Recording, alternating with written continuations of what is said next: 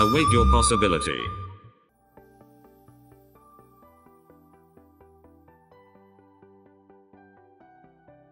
안녕하세요. 프린들리입니다. 이번 주도 많은 변동성 때문에 많은 분들이 마음고생 심하실 것 같은데요. 최근 많은 분들이 지금이 버블이냐, 이제 곧 주식시장 무너지냐, 나는 다 현금화하고 있다 라는 분들이 많아서 2주간에 걸쳐 버블의 정의, 버블의 역사, 그리고 앞으로 주식시장에 대해 말씀을 드리려고 합니다. 이건 전형적인 버블 구조인데요.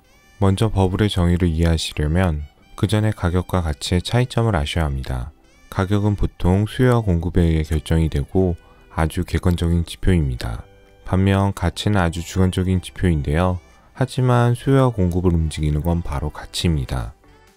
X축을 시간, Y축을 버블 변수로 할 때 이 검정선은 가격과 가치가 비슷한 균형이라고 정의를 하고, 가격과 가치가 비슷할 때 가격이 적당하다고 판단을 합니다. 그리고 시간에 따라 버블 변수가 이렇게 된다고 가정을 하겠습니다. 여기처럼 가격이 가치보다 낮은 상태를 저평가라고 하고요. 여기처럼 가격이 가치보다 높은 상태를 고평가라고 합니다. 예를 들어 산꼭대기에서 목이 말라 죽을 것 같을 때 원가 1000원짜리 생수를 만원이라고 해도 부자들은 그 물을 사서 마실 겁니다. 이때 물은 엄청 고평가되어 있지만 부자는 사서 마실 겁니다. 반대로 깨끗한 물이 넘쳐나는 약수터에서 원가 1000원짜리 생수를 500원에 팔아도 아무도 안 살 겁니다. 이렇게 물이 저평가돼도 아무도 사지 않을 겁니다. 이건 기준이 꼭 정해진 건 아니지만 보통 20% 이상 오르면 고평가라고 판단을 하고 20% 이상 내리면 저평가라고 판단을 합니다. 보통 기준가치에서 플러스 20% 마이너스 20%는 정상적인 구간입니다. 좀 심하게 말하면 S&P 500이 플러스 20% 오르거나 마이너스 20% 내리는 건 늘 항상 있었던 일입니다. 근데 S&P 500이 20% 이상 오르거나 마이너스 20% 이상 내리면 조심을 해야 합니다. 그리고 보통 100% 이상 오르면 버블이라고 판단을 하고 50% 이상 하락하면 패닉이라고 판단을 합니다. 즉 가격 가치가 비슷한 기준치에서 가격이 가치보다 높아져 100% 이상 올라가는 구간을 버블 구간이라고 하고요.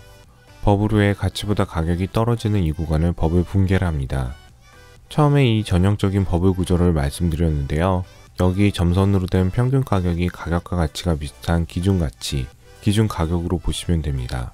아주 현명한 투자자는 가격이 가치보다 낮은 저평가일 때 진입을 하고요. 기관 투자자는 가격이 가치보다 약간 높을 때 진입을 합니다. 그리고 언론에서 주목하고 뉴스가 나오고 사람들이 열광하기 시작하면 주변 사람들이 다 매수를 할 겁니다. 안 하면 아싸가 되는 것 같고 객장에 스님이 나타나기 시작하고, 그리고 이번엔 다르다. 패러다임이 변하고 있다는 말을 하면서 단기간에 급등을 할 겁니다. 그럼 100% 버블입니다. 이쯤 되면 버블은 종교입니다. 누가 뭐라고 하면 다 부정을 하고요. 떨어질 것 같다고 하면 막 욕하고 소리를 지릅니다. 네가 뭘 하냐?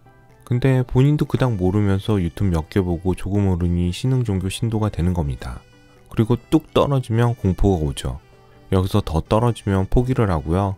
그리고 바닥까지 떨어져야 아, 내가 버블 때문에 망했구나를 깨닫습니다. 이때가 되면 청산을 하고 좌절합니다. 이게 소위 개미분들이 전형적으로 당하는 버블 구조입니다. 신기하게 역사적으로 이게 계속 반복을 했습니다. 여기서 아주 중요한 핵심은 똑똑하고 돈 많고 정보 많은 기관들은 미리 사서 대중들이 사기 시작할 때 팔고 나갑니다. 끔찍하지만 늘 똑같이 당했습니다. 그리고 뉴스나 유튜브에서 이런 애들이 꼭 나타납니다. 이번엔 달라. 패러다임이 변했어. 네가 뭘 알아. 신기하게 역사적으로 늘 똑같이 반복했습니다.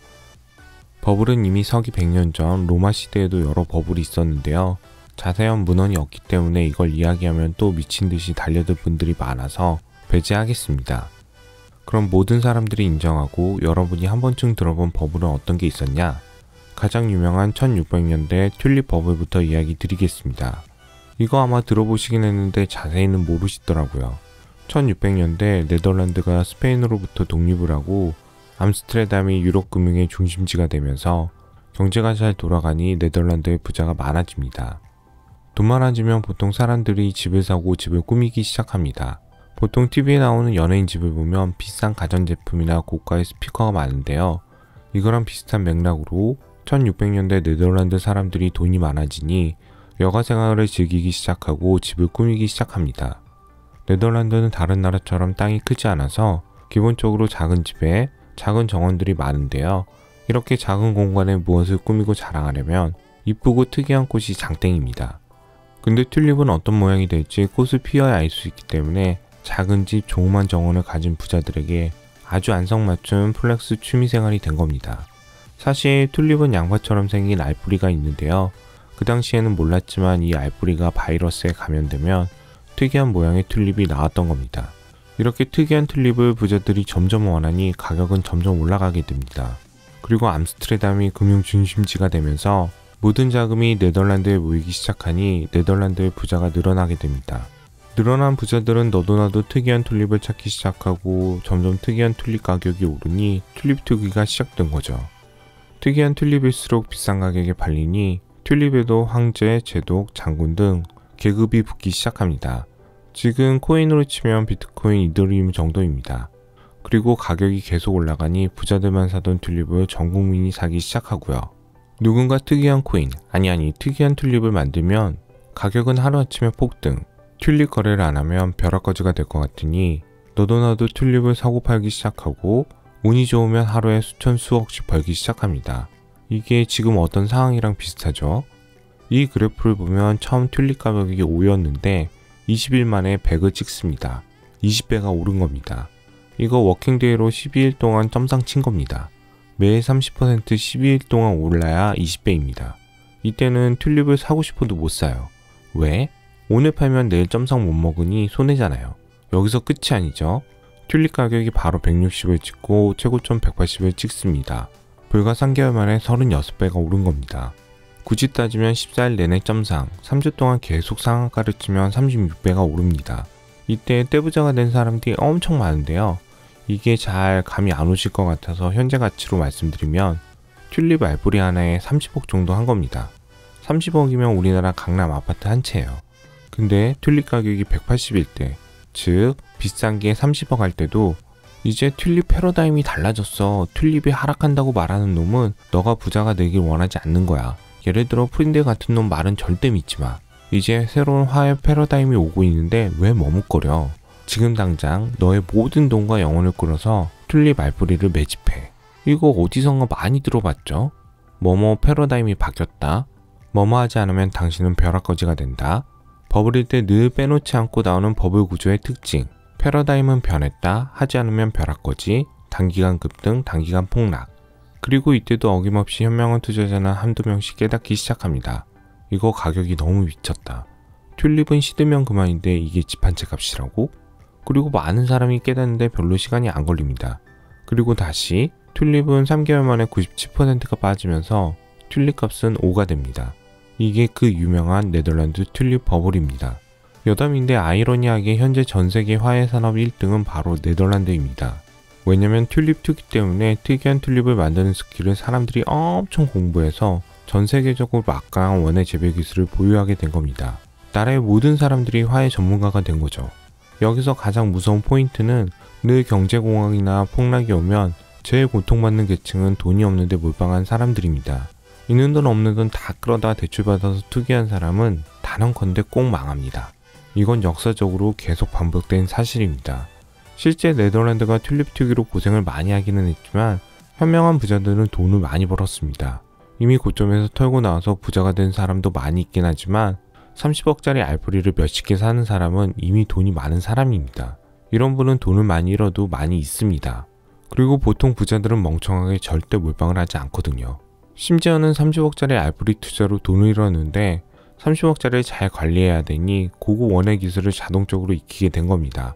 그리고 그 고급 원예 기술을 이용해서 사업으로 더 큰 부자가 되고, 이래서 부자는 망할 수가 없습니다. 근데 늘 그렇듯이 돈도 없으면서 이상한 알트코인처럼 그것도 대충 왕창 땡겨서 아무것도 모르는데 튤립 알뿌리 투자해서 돈을 날리면 그냥 끝입니다. 이런 분은 튤립 기술도 뭐도 없습니다. 그냥 남들이 한다고 하니 아무것도 공부 안 하고 영어까지 끌어다 모은 돈으로 돈만 날리고 튤립 기술도 얻지 못하는 사람은 결국 돈이 없는 계층입니다. 나중에 또 설명을 드리겠지만 역사적으로 늘 똑같았습니다. 끔찍하긴 한데 늘 항상 돈 없고 힘 없고 정보 없는 사람들이 더 피해를 많이 받습니다. 불공평하게 지금도 마찬가지입니다. 그러니 앞으로 모든 분들이 잘 공부해서 당하지 않았으면 합니다. 두 번째 버블은 남의 버블입니다. 1700년대 가장 강력한 나라는 영국과 스페인입니다. 영국은 전쟁 때문에 해군력을 강화하기 위해 돈이 많이 필요해서 채권을 많이 발행합니다. 너무 많이 발행하다 보니 정부에 들어오는 수입이 100이면 이자가 10원 나가는 시기였습니다. 처참하죠. 이렇게 대영 제국이 망할 것 같을 때 남의 회사가 짠 나타나서 영국 정부에 제안을 합니다. 당신들 채권을 내가 인수하고 이자를 내줄 테니 우리 회사에 특혜를 줘. 남대서양 무역 독점권과 서아프리카 독점권을 줘. 라고 하자 영국 정부는 땡큐 하죠. 근데 대서양 남쪽은 스페인, 포르투갈이 장악을 해서 생각보다 이 독점권 사업이 잘 안됩니다. 그래서 1000만 파운드를 떠나는 남의 회사는 주가 조작을 하기 시작합니다. 사람들에게 거짓 정보를 뿌리는데요. 우리 회사는 무역 겁나 잘 되고 영국 정부 채권에서 이자 겁나 잘 나와서 망할 수가 없는 회사야 라고 소문을 내기 시작합니다. 그리고 주식을 액면가가 아니라 가격을 올려서 더 발행을 합니다. 이게 요새로 치면 폰지 다단계 사기인데요. 회사의 주식이 10개 있는데 100원이에요. 투자자분들이 이걸 200원에 사면 회사의 차익이 100원 남기 때문에 회사는 더 부자가 됩니다. 회사가 더 부자가 되면 회사 가치가 올라가고 주식을 산 당신은 더 부자가 될 겁니다. 즉, 당신들이 비싼 가격의 주식을 사면 살수록 우리와 당신은 더 부자가 될 겁니다. 라고 폰지 사기를 치는데 사람들이 믿어요. 뭐 요새도 믿으니 그 당시는 더 잘 믿었겠죠. 그리고 5개월 만에 주가는 10배가 뜁니다. 그리고 이 시대 가장 똑똑한 천재도 이 폰지 사기에 당합니다. 여러분이 잘 아는 아이작 뉴튼 백작. 그리고 쫄딱 망하고 천체의 움직임을 계산할 수 있어도 인간의 광기는 도저히 계산하지 못했다. 라는 명언을 남기죠. 에휴 등신. 이때도 똑같았어요. 패러다임은 변했다. 하지 않으면 망한다. 단기간 급등, 단기간 폭락. 이거 잘 공부해보시면 바이오 게임 회사, 그리고 최근 쌍용 자동차 주가 조작도 다 비슷합니다. 오늘은 튤립 버블과 남의 버블에 대해서 이야기를 드렸는데요. 다음 주에는 경제대공황, IT 버블, 해상 운임에 대해서 자세히 설명을 드리겠지만 미리 결론을 말씀드리면 똑같습니다. 패러다임은 변했다, 하지 않으면 망한다, 단기간 급등, 단기간 폭락. 그래도 2부 재밌게 잘 준비해서 다음 주에 업로드 하겠습니다. 날씨가 많이 좋아졌는데요. 행복한 주말 보내시기 바랍니다. 프랍 트레이더들의 기술적 분석과 더 깊이 있는 경제 공부를 원하시는 분은 검색창에 프린들 연구소를 입력하거나